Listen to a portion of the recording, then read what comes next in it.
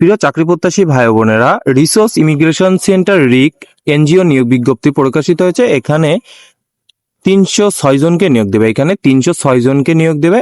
এখানে ন্যূনতম প্রথম যার জন্য বলছে জোনাল ম্যানেজার, এখানে 6 জন নিয়োগ দিবে। এখানে হচ্ছে ন্যূনতম স্নাতক পাস অর্থাৎ অনার্স পাস করলে সেখানে আবেদন করতে পারবে। দ্বিতীয় পদটা বলছে ঋণ কর্মকর্তা, এখানেও ন্যূনতম স্নাতক পাস।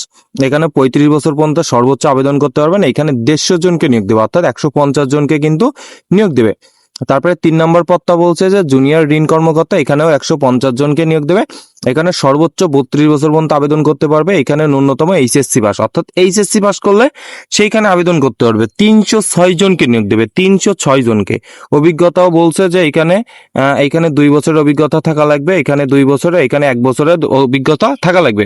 এখানে বেতন বলছে যে শিক্ষানবিশকালে 72,000 থেকে 75,250, স্থায়ীকরণের পরে আপনি কিন্তু 80,125 টাকা পর্যন্ত বেতন পাবেন। এখানে দ্বিতীয় পত্তার জন্য শিক্ষানবিশকালে 36,290 টাকা বেতন পাবেন এবং স্থায়ীকরণের পরে 38,525 টাকা বেতন পাবেন। এখানে শিক্ষানবিশকালে আপনার বলছে যে 32,375 টাকা বেতন পাবেন, শিক্ষানবিশকালে 30,650 টাকা এবং স্থায়ীকরণের পরে 32,375 টাকা বেতন পাবেন। এটা হলো রিসোর্স ইমিগ্রেশন সেন্টারে 306 জনকে নিয়োগ দিবে। তারপরে এখানে অন্যান্য সুবিধাবলী বলছে, এখানে বলছে আগ্রহী প্রার্থীগণকে আগামী 15/4/2026 তারিখে অর্থাৎ 15/4/2026 তারিখের মধ্যে অর্থাৎ এপ্রিল মাসের 15 তারিখের মধ্যে বরাবর পরিচালক রিসোর্স ইমিগ্রেশন সেন্টার রিকে আবেদন করতে হবে। অর্থাৎ এইটা আবেদনটা ডাকযোগ অর্থাৎ কুরিয়ারের মাধ্যমে বা যেভাবে হোক আপনি এখানে কিন্তু পাঠাইতে পারেন। কি কি পাঠাইতে হবে এখানে বলছে শিক্ষাগত যোগ্যতা, সনদপত্র, চাকরি অভিজ্ঞতা, তারপরে পূর্ববর্তী সংস্থার ছাড়পত্র, জাতীয় পরিচয়পত্রের ফটোকপি, মোবাইল সাইকেলের ড্রাইভিং লাইসেন্সের ফটোকপি, সত্যায়িত ফটোকপি, 14 তোলা 1 কপি, পাসপোর্ট সাইজের ছবি সংযুক্ত করতে হবে এবং খামের উপর অবশ্যই পদের নাম উল্লেখ করতে হবে। অর্থাৎ 3টা পদের নাম যে পদের জন্য আপনি আবেদন করবেন সেই পদটা কিন্তু লিখতে হবে। এবার আসি যে কোথায় আপনাকে এই কাগজগুলা জমা দান করতে হবে অর্থাৎ আবেদন পাঠানোর ঠিকানা কোনগুলা। তো এইখানে বলছে যেমন প্রথম এইখানে আপনার সকল জেলা শুধুমাত্র জোনাল ম্যানেজার পদের জন্য, এটা শুধু জোনাল ম্যানেজার পদের জন্য এই যে ঠিকানাটা দেওয়া রয়েছে ঢাকা, এই ঢাকা ঠিকানায় কিন্তু পাঠাতে পারবেন।